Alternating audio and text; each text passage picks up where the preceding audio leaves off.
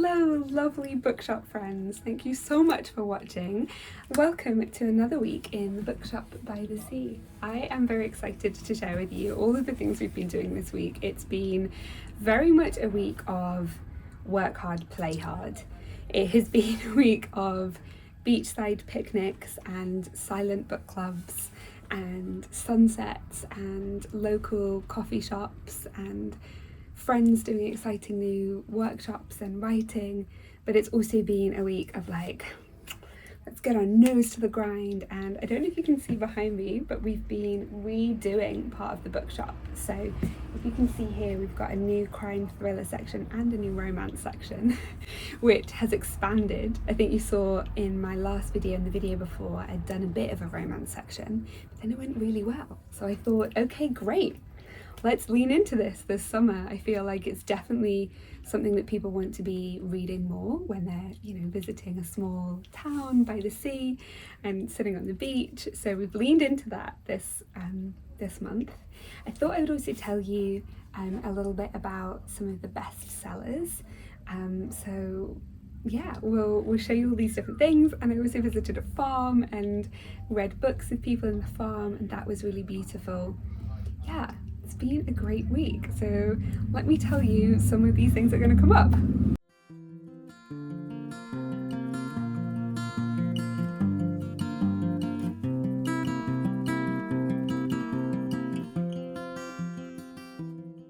To show you my two best-selling books of the week. We have I Capture the Castle. This is an absolute classic. It's by Dodie Smith. It's unbelievably beautiful. Think Jane Austen, Northanger Abbey, a woman growing up and coming into her own, but set in the 1920s in a crumbling English castle. It's beautifully written, absolutely heartwarming and funny and real and authentic. Just stunning one and perfect for the summer. Also, The Song of Achilles by Madeline Miller. If you might have heard of Circe, which was a Greek myth retelling, The Song of Achilles is about men in that Greek mythology world. It's a retelling. It is powerful, punchy. It's quite sad, just to warn you, but it's something that stays with you for a long, long time. These are my two favourite picks of the week for sure.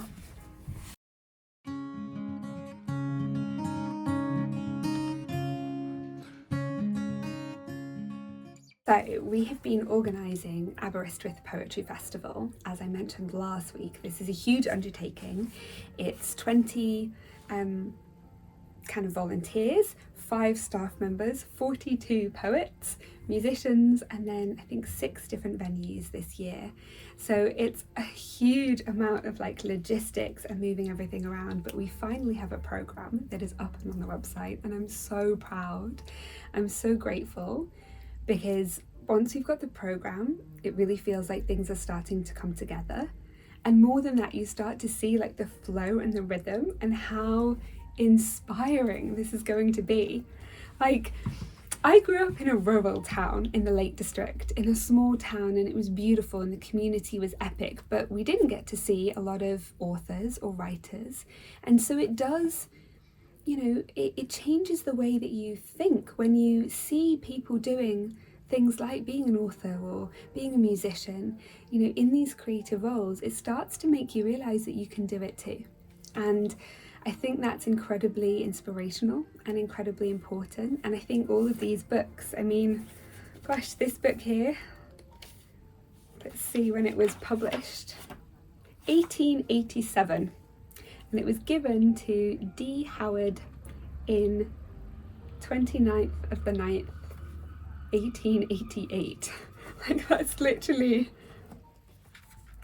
see that? Books have this life, they have this journey, and our words and our stories, they matter, they have meaning. And I'm so proud of putting together a festival where in this rural area in Wales, people will travel from all over the country to get to come and hear people's stories, hear people's words, hear people's writing and poetry. I think it's going to be really beautiful. And if you can come along, please do. If not, then follow us online, and I promise you I'll record as much as I physically can do and post it on here so that you can hear people's words. But just doing this, it takes so much work and so much effort, but I love, this is the hardest bit, the right before, and kind of carrying the team and trying to bring that positive energy to make sure all my team members are supported, but also that we're getting that right kind of balance of still feeling supported but still getting things done and working, and also that the poets have feel that support and that passion for what we're doing. And then afterwards you always get the most amazing feeling. So I can't wait for in 4 weeks time. The Poetry Festival is the 6th to the 8th of June. I'll put a link down below in the description to the tickets if you want to come. But that feeling of like, oh, we've achieved something that's really beautiful. I'm really excited for that. I'm excited for that feeling and to see it all come together and to hear, like, the best thing is that I get to also now hear a lot of these poets' voices. I've actually got some of their poetry books. I'll bring them to show you. Okay, here are some poetry books. So the first one we have, Eremos. Isn't this cool? They're coming and they're going to talk about, we're having the illustrator and the writer come, so they're both going to talk, and they've got these amazing illustrations coming all the way through, so that should be super interesting. So Peter Stevenson and Mark Lewis are going to be doing a talk on this book and a book launch, but also going to be doing a Welsh folk tales event for Peter Stevenson is going to be doing that for children up in Aberystwyth Arts Centre, so that's going to be epic. I'm really looking forward to that. These are, we had Kim Moore last year, and these are just some of the other poets that have inspired me, by a publisher called Seren, who specialises in Welsh poets and publishers. So that's really exciting. Look at that cover. So we've got a couple of their authors coming in as well. I'm really excited to hear them. One of them writes all about the feminine voice and motherhood, and I'm really excited. Last year we had someone come in and talk all about ADHD mind, which I related to a lot, and that was really fascinating. And that was Rachel Charney's book Octopus Mind. Incredible book. I'll link that below as well. But I'm really glad that I get to now do some of these readings and hear them and interview and ask my questions. Kind of feels like a dream come true. Right now we're about to have a staff meeting and go through everything and try and make sure everyone's up on speed. So wish me luck with that, and then we've got a bonfire on the beach afterwards as well. So yeah.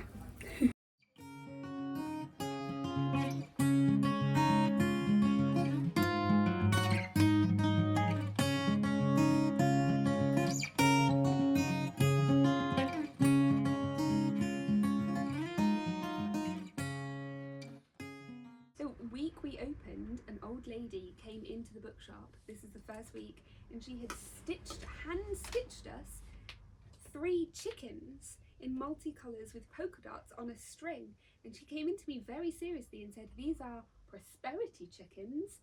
Hang them above where you sell and you'll make lots of money." What happened to those chickens? I hung them right above where we sell. Are they there now? I've never seen this. Sorry. We need this prosperity chicken. Why are we not sorry. talking about these? We're talking about all the ideas of making more money. More chickens! More chickens, more cash. I love it. If anyone wants to send us and post us stuff, it's great.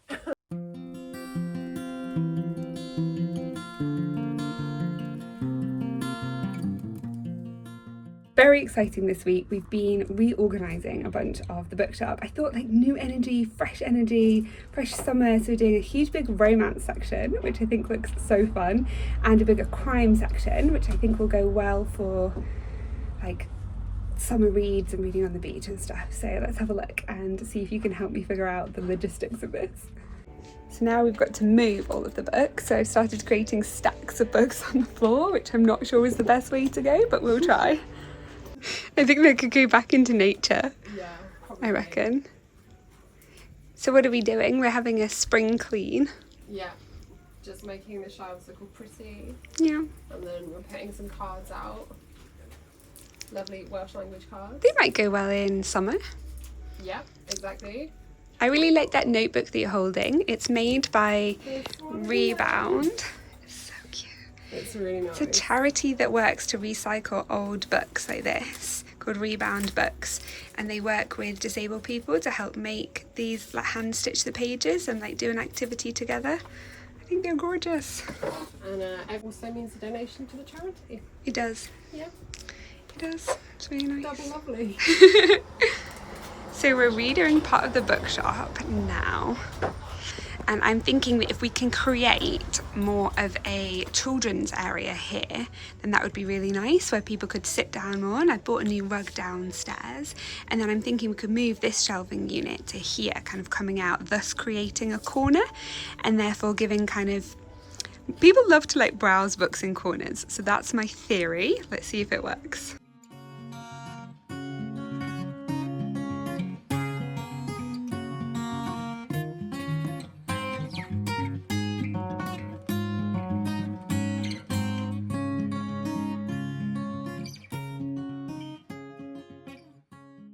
It has escalated. We've now decided to move historical fiction, crime, fantasy, children's, romance and nature. Okay, I have one more suggestion for things as well. One more suggestion incoming. Go on, let me introduce you to Alexia. This is Alexia. She's doing amazing stuff over here with the nature section. So at the moment I've got a nature section, but then it sort of like segues into like classic children's fiction. Okay. So I was thinking we could move this into our new children's area. Yeah. So it's got like Enid Blyton's, it's got like... Yeah, they all need to move for sure. Yeah. And I love that suggestion. And we've also got a lot of room on this side here of children's classics, which I think could be moved. Yeah, But moved we're here having, too. no, because we're having classics on here, aren't we? So everything that was in there is going to go here. And then we could have children's classics next to that. That'd be nice. Flow nicer into it. I like it. Yeah. Bye, Funtime Tales.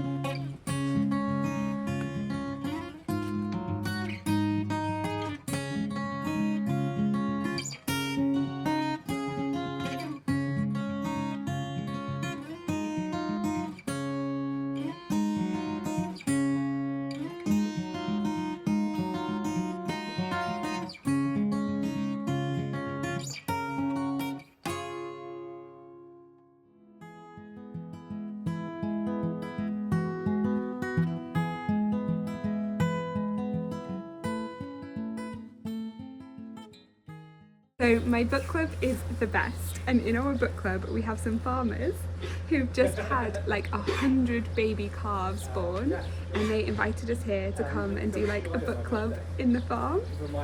So here I am. We just came after the bookshop. It's closed. It's about 5:30, and they've just all been fed and woken up from their afternoon nap, and they're so cute. Look. They're beautiful. So this is a wonderful local farmer who happens to like reading romance books with the book club, and it's so much fun. I just love our community so much. I'm so happy.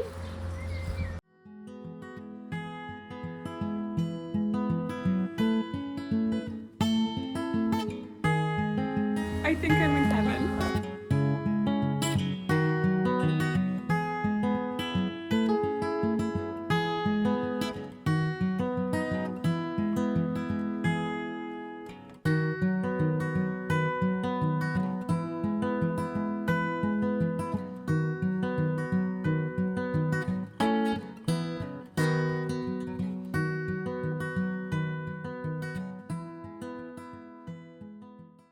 This is it. This is all I've ever wanted. I feel like I've stepped from the pages of a romance called The Bookshop by the Sea, about a small bookshop by the sea in Wales, into like, well, the book that we're doing for book club this month.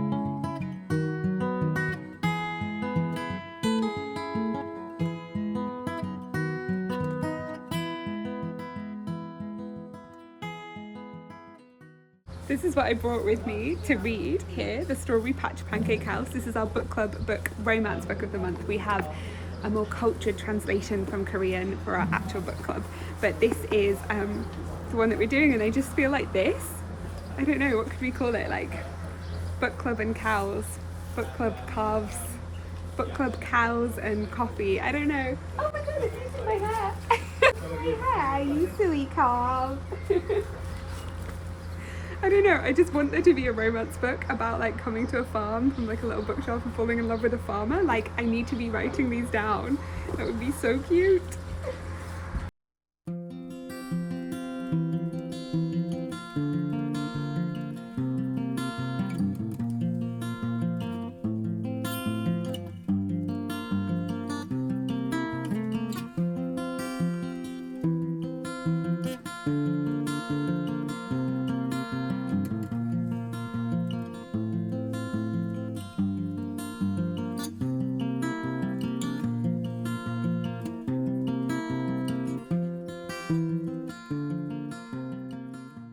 It's not only that, it's just the whole experience. Like, I just talked to a farmer whose farm this is, and he was saying he joined the book club at a really hard time for him, at a lonely time, and that the book club gave him that community, and it's just the best community of writers and people who love reading. And sometimes we sit in silence and read, but mostly we always seem to end up chatting. And some days we have picnics, and now we get to visit baby calves. But so many people who come into the bookshop have a story like that, have a story of the bookshop being a place where they came and they met friends and they met community and they met welcome.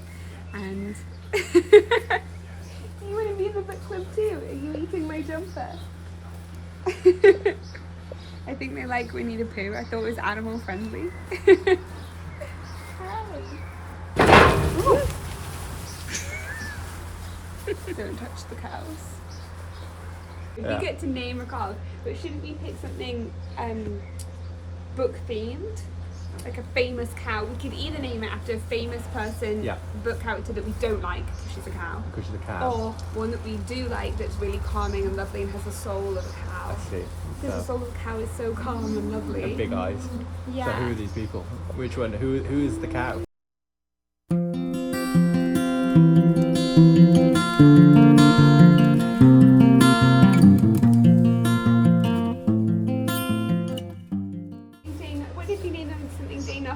Yeah, just Jane Austen, or no, not an author. No?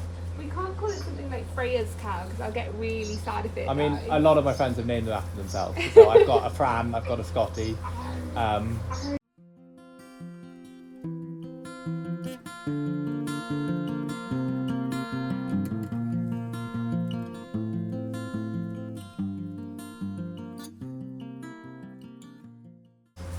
So the farmer is saying that we can name one of the cows, and we're trying to decide on a book themed name for one of the calves, and then we could follow it through its whole life story on the farm. That would be so cute. So any suggestions, put in the comments for ideas of what you want to name this baby calf. I'm thinking something that represents the soul of a cow, like gentle and beautiful and literary.